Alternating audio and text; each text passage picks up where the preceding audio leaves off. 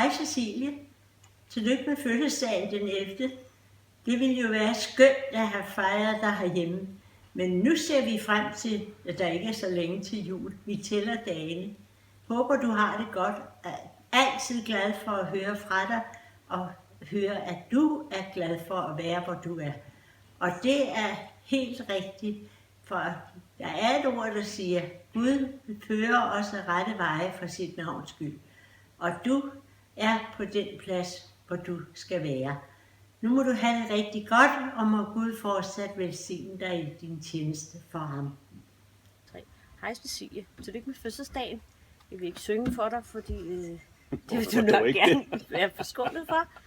Vi elsker dig og glæder os over, at du bliver 23 og er lige der, hvor du gerne vil være, og hvor Gud gerne vil have dig. Og vi beder dig om ham, du må få en rigtig velsignet dejlig dag.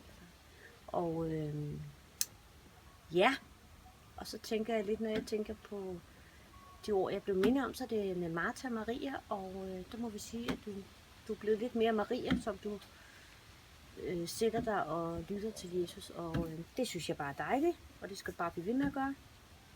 Og så sender vi pengene. Nej, lidt kort, Eddie. Ja, Cecilie. Nu er jeg seriøs, ikke også? Hej Cecilie. Tillykke med fødselsdagen. Vi savner dig herhjemme, og det kunne være dejligt at holde fødselsdag for dig, men vejret er godt herhjemme, så det er et tegn på, at du har været en sød pige. Jamen altså, her går alting godt. Jeg har lige været ude cykle en tur på min nye cykel. Og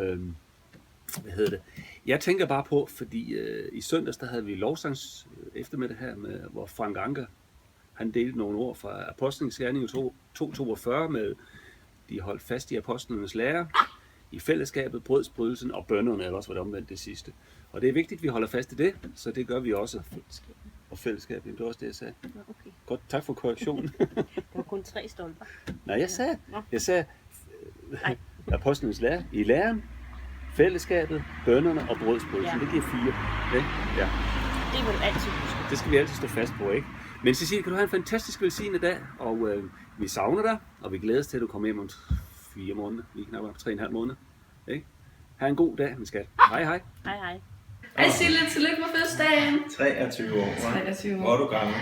Du bliver ældre og ældre, som årene går. Korrekt, Signe. Håber, de kan finde ud af at fejre dig godt i Australien. Vi vil jo gerne være der til at fejre dig med dig. Det kan vi ikke være. Ja. Vi glæder os til, at du kommer hjem og besøger os, så du kan se lejligheden. Ja. Ja. Ja, hvad skal man ellers sige?